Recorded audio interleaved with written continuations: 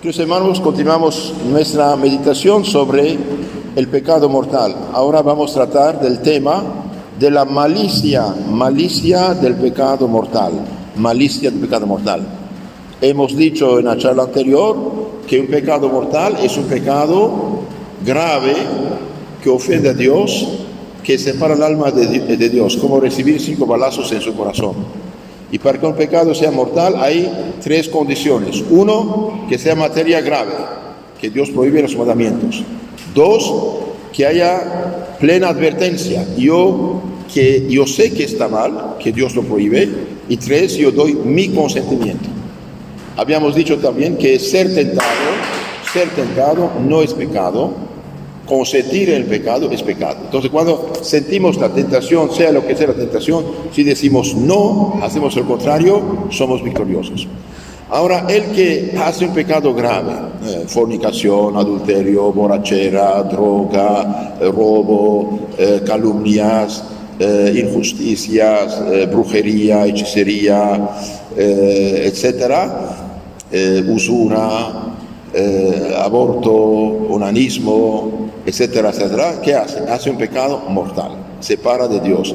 El alma cae como un pozo profundo, con la columna rota, ya no puede salir de ahí. Hace falta que alguien la saque de ahí. Y el único que puede sacarle de ahí es nuestro Señor Jesucristo. Entonces, el pecado mortal es grave. Vamos a escuchar ahora lo que decía uno de los más grandes teólogos del siglo XX, el padre Antonio Royo Marín. Antonio Royo Marín fue uno de los más grandes teólogos del siglo XX, especialista de la palabra de Dios, según la enseñanza segurísima dada por Santo Tomás de Aquino. Por eso llamamos a esos teólogos tomistas. Santo Tomás de Aquino fue una inteligencia tan extraordinaria, explicó la palabra de Dios de tal manera que la Iglesia Católica lo ha nombrado el doctor común de la fe católica, el doctor común de la Iglesia. Es decir, en todos los seminarios, universidades del mundo debe enseñarse Santo Tomás de Aquino, porque explica de una manera tan clara, tan nítida, tan segura la fe católica, que no es posible equivocarse. Y de hecho Lutero había dicho, elimines a Tomás de Aquino y destruirán la Iglesia. Lo eliminaron en parte actualmente de los estudios, y por eso hay tanta división, confusión, relativismo, sacerdotes que a veces que dicen cualquier cosa ya no es seguro. Ese es el problema. Entonces el padre Antonio Royo Marín, teólogo segurísimo católico, dice esto, hablando del pecado mortal. Escuchen, esto es muy interesante. Ninguna inteligencia creada o creable podrá jamás darse cuenta perfecta del espantoso desorden que encierra el pecado mortal. Si Dios creara hombres 10 millones de veces más inteligentes, bien no pueden darse cuenta de lo que es el pecado mortal. Ninguna inteligencia creada o creable podrá jamás darse cuenta perfecta del espantoso desorden que encierra el pecado mortal. Rechazar a Dios a sabiendas. Cuidado, la palabra Dios no es una palabra. Dios es fuente del ser, el ser autoexistente. Dios es el que existe por sí mismo y fuente de toda alegría, dicha, felicidad y gozo. Sin Dios no somos nada. En cada fracción de segundo, Dios nos hace la limosna de la existencia, del ser y del vivir. Como yo tengo este libro en mi mano, si lo dejo cae, bien si Dios suspendiera su acción creadora, el cosmos cae en la nada. Con una palabra, por su acto de voluntad, Dios creó cielo y tierra y los mantiene a la existencia. Eso es Dios, el Todopoderoso. Entonces, el pecado mortal, dice, es rechazar a Dios, fuente de toda sabiduría, todo bien, todo gozo, toda alegría, toda dicha. Rechazar a Dios a sabiendas y escoger en su lugar una vilísima criatura en la que se coloca la suprema felicidad y último fin, envuelve un desorden tan monstruoso e incomprensible que solo la locura y atolondramiento del pecador puede de alguna manera explicarlo. Queridos hermanos, el pecado es una locura. Claro, como no vemos a Dios y no gozamos de Dios físicamente, Entonces las cosas las vemos, ¿eh? Como el perro en el pasado, cuando los ladrones querían robar las ovejas, ¿qué hacían? Lanzaban pedazos de carne a los perros comían la carne y morían, porque era carne tóxica, carne con veneno, y morían, y los ladrones entraban y robaban las ovejas. Y bien, el pecado es como el anzuelo, hay un gusanito dentro y lo tomamos, pero es grave esto. Si Dios puso su ley, si Dios puso en nuestro corazón la ley, la conciencia que nos dice cuidado, esto no está bien, etc., no es por azar. Entonces dice, rechazar a Dios a sabiendas y escoger en su lugar una vilísima criatura, de hecho que pasa como sueño, es una locura total. Un ejemplo, supongamos el rey, el emperador pasa por la montaña, ve una muchachita pastora de puercos, y bien se fija en ella, le gustó y le propone matrimonio. Y de repente esta jovencita pastora de puercos en la montaña está transformada en reina, en emperatriz. Qué maravilla, ¿no? Y de repente dice, esta mujer ya casada, bendecida, esposa del rey, se marcha en plan de adulterio con un vulgar seductor. Y bien dice, esta imagen no ofrece sino que un pálido reflejo de la increíble monstruosidad del pecado mortal. El mismo Dios, infinitamente bueno y misericordioso, que tiene entrañas de Padre con todas sus criaturas, y que nos ha dicho en la Sagrada Escritura, Ezequiel 33:11, que no quiere la muerte del pecador, sino que se convierta y viva. El mismo Dios dice que por un solo pecado mortal convirtió a millones de ángeles en horribles demonios para toda la eternidad. Los ángeles malos, rebeldes, hicieron un solo pecado mortal, y en ese momento fueron precipitados al infierno. El infierno fue creado para ellos en ese momento. Entonces, por un solo pecado mortal, Dios infinitamente bueno, misericordioso Padre, pero justo también, precipitó al infierno para siempre los ángeles rebeldes. El mismo Dios bueno, misericordioso y Padre arrojó a nuestros primeros padres del paraíso, condenándoles a ellos y a toda su descendencia al dolor y a la muerte corporal, e incluso a la posibilidad de ir al infierno aún después de la venida de Cristo en este mundo. Dios infinitamente bueno y Padre misericordioso exigió la muerte de su Hijo en la cruz, en el cual tiene puestas todas sus complacencias para redimir al hombre culpable. Y Dios mantendrá por toda la eternidad los tormentos del infierno en castigo del pecador obstinado. Todo esto son datos de fe divina y católica. Es hereje, es totalmente equivocado el que los niegue. ¿Qué otra cosa podrá darnos una idea de la espantosa gravedad del pecado mortal cometido de una manera perfectamente voluntaria y a sabiendas?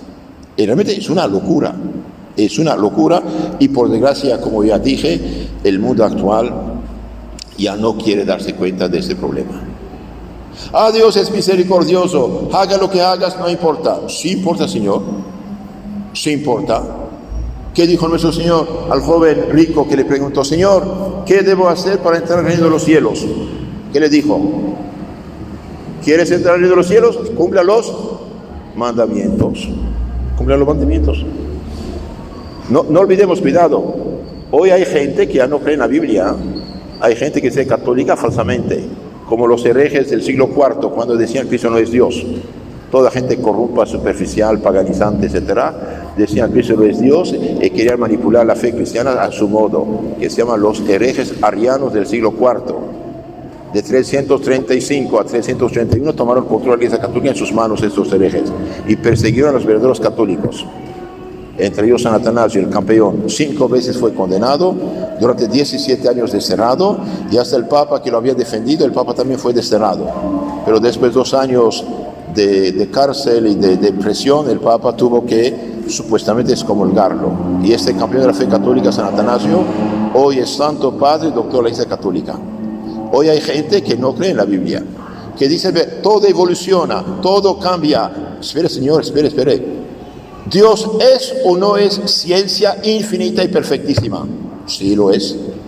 ¿Dios sabía todo lo que iba a pasar hasta el fin del mundo? Claro que lo sabe. Entonces cuando dijo, no matarás, no robarás, no fornicarás, no cometerás actos impuros, lo dijo para siempre, señores. Hoy se escucha gente que dice, sí, pero San Pablo, Cristo era cultura de su época. Mentira. Cristo es Dios. Dios no se equivoca. Habló por todos los tiempos y todos los siglos y todas las personas. Si alguien quiere cambiar el Evangelio, es un hereje. San Pablo lo dice, Gálatas 1:8. Si alguien les anuncia un Evangelio diferente, distinto del que habéis recibido, sea, ¿qué? Anatema, sea maldito, echad al demonio. Es algo serio esto. No estamos jugando, hermanos. ¿A quién vamos a hacer confianza, por favor? ¿A los santos que cumplieron totalmente la voluntad de Dios o a unos soñadores, falsos teólogos de hoy? ¿A quién vamos a hacer confianza? ¿Cielo y tierra pasarán? Mis palabras no pasarán. ¿Quién nos dijo esto? El Dios hecho hombre, Jesucristo. No estamos jugando, hermanos. Cristo dijo, los justos irán a la vida eterna y los malos al fuego eterno, punto. ¿Qué hacemos? Él lo dijo. Y no se puede, Dios no puede ni equivocarse ni engañarnos. Es la verdad absoluta. Por eso, queridos hermanos, apoyémonos a los santos. Apoyémonos a los que realmente siguieron el Evangelio como Dios manda, y no unos soñadores que quieren modernizar. Qué ridículo, ¿no? ¿Acaso Dios no es la modernidad absoluta? Claro que lo es. Confunden el adepto científico actual, gracias a la Iglesia Católica que lo hizo posible fundar las universidades, confunden el adepto científico con la decadencia moral. Todos esos pecados que hoy nos presentan como progre, como adelanto, como conquista de derechos. No, señores, son viejas basuras recalentadas del paganismo. ¿Conocen la historia de Sodoma y Gomorra, no? Los pueblos paganos tenían todos sus vicios.